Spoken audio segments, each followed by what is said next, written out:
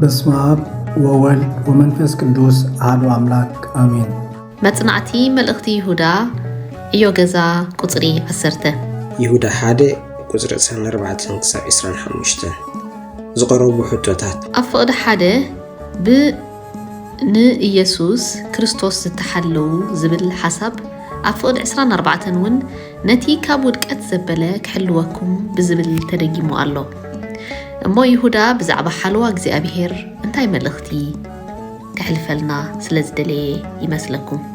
ብጉጅለ ሰላም ዝተመለሰ ሕቶታት ይሁዳ መልእኽቱ ብኢየሱስ ክርስቶስ ዝተሓለው ኢሉ ጀሚሩ ብካብ ምውዳቕ ክሕልወኩም ዝኽእል ዝብል ምዝዛሙ እቲ ኣምላኽ ዝጀመሮ ናይ ድሕነት ስራሕ ባዕሉ ክሳዕ መወዳእታ ክፍጽሞ ከም ዝኽእል ዘነጽር መለኮታዊ ሓቂ እዩ።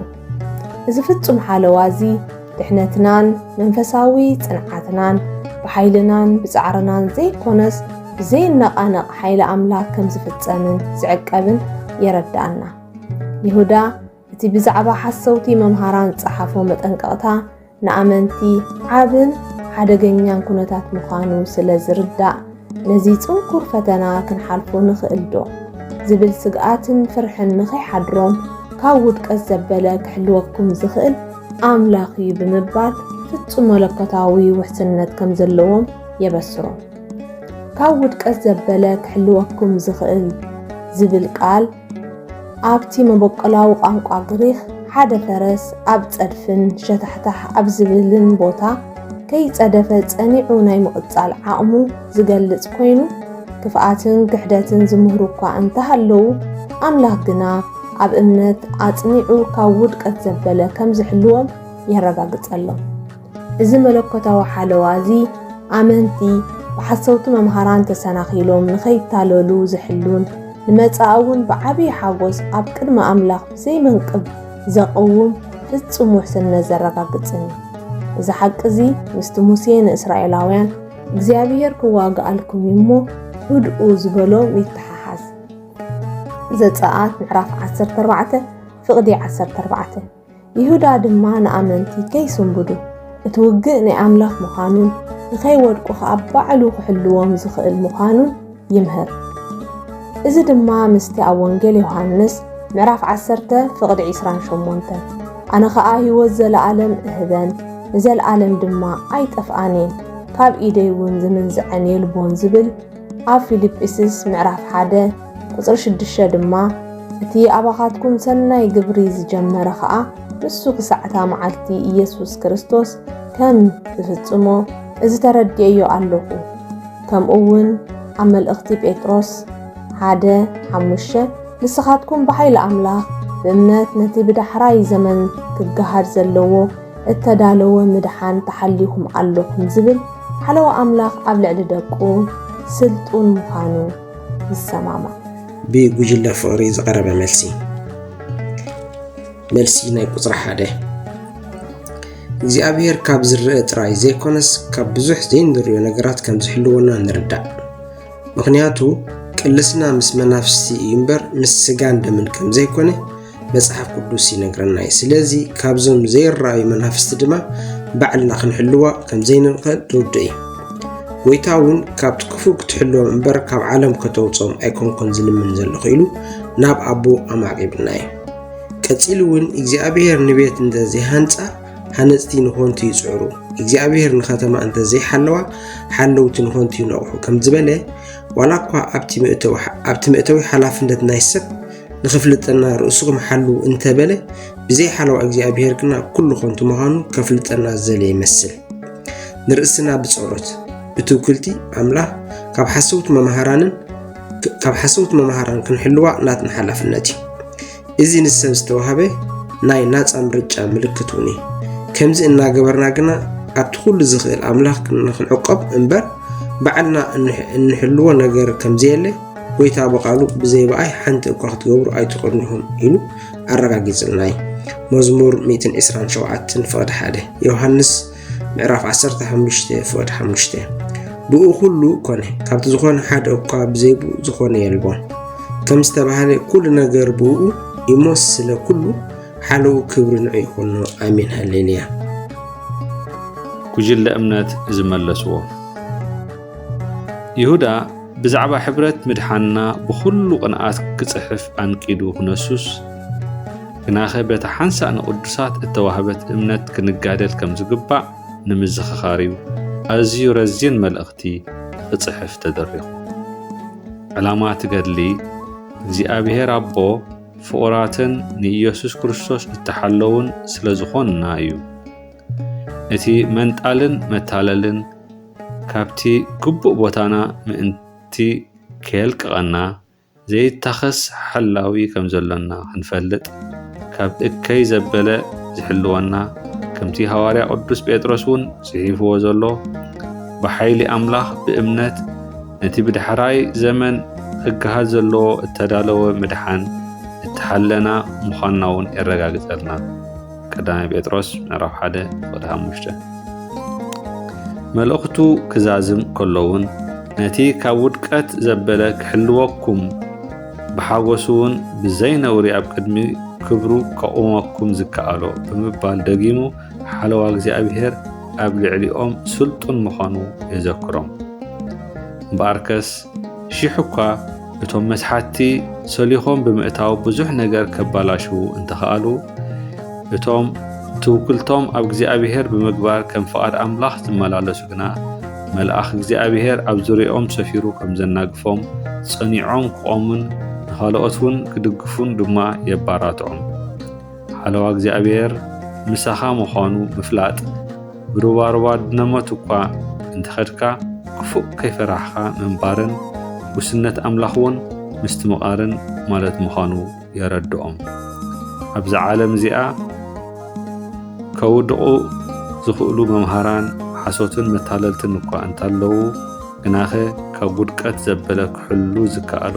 ኣምላኽ ከም ዘሎ ምዝካር ከዓ ተስፋ ዘስንቕ እዩ ጉጅለ ምሕረት ዝመለስዎ ይሁዳ መልእኽቱ ክጽሕፍ ክጅምር ብሓለዋ እግዚኣብሔር ጀሚሩ ብሓለዋ እግዚኣብሔር ምዝዛሙ ሰብ ዝገበረ እንተገበረ ንገዛእ ርእሱ ብዘይ ሓለዋ እግዚኣብሔር ክሕልዋ ከም ዘይከኣሎ ዘርኢ እዩ መዝሙር ዳዊት 127:1 ጎይታና ምእንቲ ሐዋርያትን ምእንቲ እቶም ብቓሉ እንኣምንን ካብዚ ዓለም ክንወፅእ ዘይኮነስ ካብ ክፉእ ዘበለ ክሕልወና ጸለየ ወንጌል ዮሐንስ 17:15 ስጋብ 20 እግዚአብሔር ማዕበል ከይህሉ ዘይኮነስ ዝተላዕለ ማዕበል እዩ ዘህድኣልና ተንሲኡ ንፋስ ገንሖ ንባሕሪ ድማ ስቕ ኣበሎ ህድእ በለ እቲ ንፋስ ዝግበለ ዓብይ ህድኣት እውን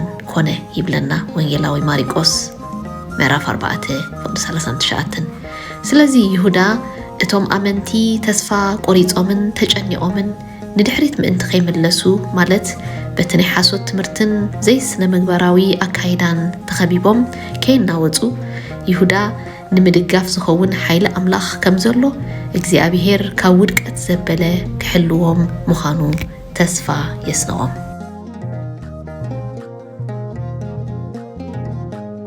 ሕቶ ቁጥሪ 2 ይሁዳ ንመልእኽቱ መዛዘሚ ክኾኖ ክብሪ ግርማ ሓይሊ ስልጣን ዝብላ 4 ቃላት ዝመረፀሉ ምክንያት ምስ ሓፈሻዊ መልእኽቲ ይሁዳ እንታይ ምትሳር ዘለዎ ይመስለኩም? ይሁዳ ኣብ መልእኽቱ ነቶም ሓሰውቲ መምህራን ፍርሃት ኣምላኽ ዘይብሎም ንጎይትነት ዘቃልሉ ንማዕርጋት ክብሪ ዝፀርፉን ብትዕቢት ዝዛረቡን ምዃኖም ገሊጹ እዩ ስለዚ ከዓ ኣብ መወዳእታ ንኣምላኽ ቅድሚ ኩሉ ዘመናትን ሕጅን ኩሉ ዘለዓለም ክብሪ ግርማ ሓይሊ ስልጣን ይኹኖ ብምባል ምቕራቡ እዞም ባህርያት ንኣምላኽ ጥራይ ከም ዝግብኡ ዝገልጽ መደምደምታ እዩ እቶም ሓሰውቲ መምህራን ርእሶም ክብርን ልዕልናን ይደልዩ ይሁዳ ግና እቲ ሓቀኛ ክብርን ግርማን ሓይልን ስልጣንን ናይ ኣምላኽ ጥራይ ምዃኑ የነጽር እዚ ሓሳብ እዚ ብተመሳሳሊ ኣብ ቀዳማይ ዜና መዋዕል ምዕራፍ 29:11 ብንጉስ ዳዊት ኣብ ወንጌል ማቴዎስ ምዕራፍ 6:13 መዛዘሚ ጸሎት ጎይታ ኣብ ራእይ ዮሐንስ ምዕራፍ 4:11 ብሰማያዊ ኣምልኾ ተገሊጹሎ ስለዚ ይሁዳ መልእኽቱ ብምስጋና ዝዛዘመሉ ምኽንያት ኩሉ ክብሪ ግርማ ሓይሊ ስልጣን ናይ ኣምላኽ ጥራይ ምዃኑ ንምእዋጅ እዩ።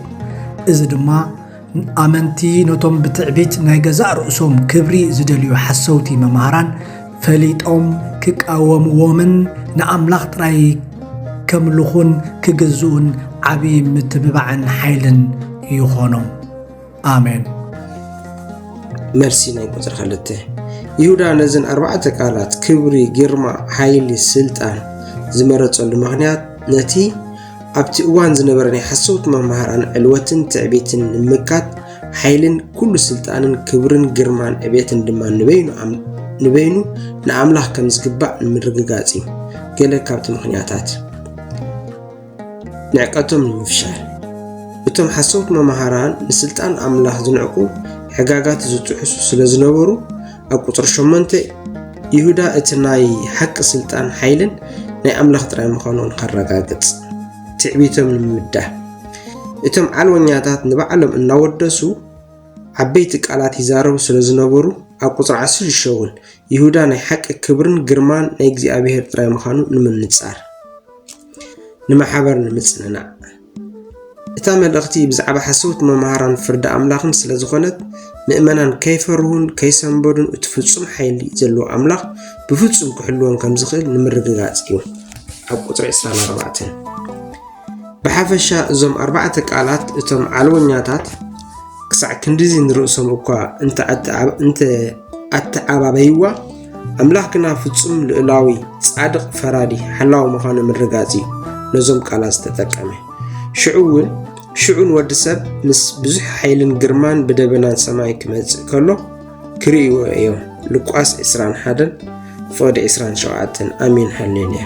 ሕቶ ቁጥሪ 2 ይሁዳ ንመልእኽቱ መዛዘሚ ክኾነኦ ክብሪ ግርማ ሓይሊ ስልጣን ዝብሉ 4 ቃላት ዝመረፀሉ ምኽንያት ምስ ሓፈሻዊ መልእኽቲ ይሁዳ እንታይ ምትእስሳር ዘለዎ ይመስለኩም? ጉጅለ ምሕረት ዝመለስዎ ክብሪ እግዚኣብሔር ሕጂ ወይ ገለ ነገር ምስ ተፈጸመ ዝመፀ ኣይኮነን። ቅድሚ ኩሉ ዘመናት ዓለም ከይተፈጥረ ዘመን ዝበሃል ከይነበረ ክብሪ ግርማ ሓይሊ ስልጣን እግዚኣብሔር ግና ኣቦትኡ ነበረን ኣሎን። ኣምላኽና ፈጺሙ ዘይለዋወጥ ኣምላኽ እዩ። ስለዚ ከዓ እቲ ናቱ ዘበለውን ኣይለዋወጥን እዩ። ስለዚ ከምቲ ንሱ ዘለዓለማዊ ዝኾነ እቲ ናይ ባህሪኡ ክብሪ ግርማ ሓይልን ስልጣንን እውን ሕጅን ንኹሉ ዘለዓለምን እዩ። ካብቶም ንእግዚኣብሔር ዝወሃቡ 7 ናይ ኣምልኾ ቃላት ይሁዳ ነቶም 4 ኣብዚ ጠቒስዎም ኣሎ። እዞም 7 ቃላት ናይ ፍጽምና ምዃኑ እቲ 7 ቁፅሪ ክንርድኦ ጽቡቕ እዩ። ራእይ ዮሃንስ ምዕራፍ 5 ፍቕዲ 12 ስልጣን ሃብቲ ጥበብ ሓይሊ ክብሪ ግርማን ውዳሴን እዮም። እዞም ናይ ሓሶት መምሃራን ነዚ ከምዚ ዝበለ ይደልይዎ ይኾኑ ግናኸ ክረኽብዎ ኣይከኣሎምን እዩ። ንዝወነንዎ ብምርኣይ ሰብ ከኽብሮም ከሎ ብምጥማት ገለ ስልጣን ክረኽቡ ከለዉ ዝበረኸ ክብርን ግርማን ዝረኸቡ ክመስሎም ይኽእል እዩ። ኣብቲ ናይ ኣምላኽ ግና ክጫረቱ ዝኽእሉ ኣይኮኑን። ንሳቶም ሓለፍትን መወትን ክኾኑ ከለዉ ኣምላኽና ግና ካብ ዘለዓለም ንዘለዓለም ህያው እዩ። ንሳቶም መወዳእትኦም ጥፍኣት ክኸውን ከሎ ኣምላኽና ግና መጀመርታን መወዳእታን ዘይብሉ ወትሩ ህያው እዩ። ስለዚ ይሁዳ ንመልእኽቱ ክብሪ ግርማ ሓይልን ስልጣንን ናይዞም መታለልቲ ውልቀ ሰባት ዘይኮነስ ናይ ኣምላኽ ጥራይ ምዃኑ የዘኻኽረና ኣሎ። ሕቶ ቁፅሪ 2 ይሁዳ ንመልእኽቱ መዛዘሚ ክኾነኦ ክብሪ ግርማ ሓይሊ ስልጣን ዝብላ 4 ቃላት ዝመረፀሉ ምኽንያት ምስ ሓፈሻዊ መልእኽቲ ይሁዳ እንታይ ምትእስሳር ዘለዎ ይመስለኩም? ሓፈሻዊ መልእኽቲ ይሁዳ በታ እተዋህበት እምነት ምግዳልን ካብ መታለልትን ሓሰውትን መምሃራንን ምጥንቃቕን እዩ። ሓደ ካብ መግለፂ እዞም ሓሰውቲ መምሃራን ድማ ነቲ ሓደ በይኑ ገዛእን ጎይታናን ኢየሱስ ክርስቶስ ዝውሕድዎ ምዃኖም ተነጊርና ኣሎ። ፍቕዲ 4 ፍርሃት ኣምላኽ ምንጪ ኩሉ ጥበብ እሞ እዞም ሰባት እዚኦም ግና ንጎይትነት የቃልሉ ንማዕርጋት ክብሪ እውን ይጸርፉ ምባል እውን ገሊጽዎም ኣሎ ኣብ ፍቕሪ 8 ኣለና። ስለዚ እምበኣር ይሁዳ ንመልእኽቱ ክዛዝም ከሎ እቶም ሓሰውቲ መምሃራን ከም ዝብልዎ ዘይኮነስ ቅድሚ ኩሉ ዘመናትን ሕጅን ንኩሉ ዘለዓለምን ክብሪ ግርማ ሓይሊ ስልጣን ነቲ ብኢየሱስ ክርስቶስ ጎይታና በይን መድሓኒና ዝኾነ ኣምላኽ ከም ዝግባእ ብምርዳእ መከተ። ኣብ ቀዳማይ ዜና መዋዕል ምዕራፍ 29 ፍቕዲ 11 እውን ጎይታዬ ኣብ ሰማይን ኣብ ምድርን ዘሎ ዘበለ ኩሉ ናትካዩ እሞ ዕብየትን ስልጣንን ክብርን ዓወትን ግርማን ናትካዩ ጎይታዬ እታ መንግስትኻ ናትካያ ኣብ ልዕሊ ኩሉ ከዓ ከም ርእሲ ልዕል በልካ ክብሪ ኩላ ምድሪ ብክብሩ መሊኣላ ኣብ ኢሳይያስ 6:3 ግርማ ካብቲ ግኑን ግርማ ክብሪ ብኡ ዝሰመርኩ ፍቁር ወደይ እዙዩ ዝብል ድምፂ ምስ መፀ ንሱ ካብ እግዚኣብሔር ኣቦናን ክብርን ግርማን ተቐበለ። ካልኣይ ጴጥሮስ ምዕራፍ 1:17 ሓይሊ ዝምልከት ድማ ንግብርታት ሓይሊ እግዚኣብሔር ክዛረቦ ንብዘሎ ምስጋንኡስ ክነግሮ መን ይኽእል? ኣብ መዝሙር ዳዊት 106:2 ንስልጣን ዝምልከት ድማ ስልጣን ናይ ኣምላኽ ምዃኑ ኣምላኽ ሓንሳእ ተዛረበ 2 ሰዕ ሰማዕኽዎ መዝሙር 62:11 ስለዚ እምበኣር ይሁዳን መልእኽቱ ክዛዝም ከሎ እቶም ሓሰውቲ መምሃራን ከም ዝብልዎ ዘይኮነስ ቅድሚ ኩሉ ዘመናትን ሕጅን ንኩሉ ዘለዓለምን ክብሪ ግርማ ሓይሊ ስልጣን ነቲ ብኢየሱስ ክርስቶስ ጎይታና በይን መድሓኒና ዝኾነ ኣምላኽ ከም ዝግባእ ንምርዳእ እዩ።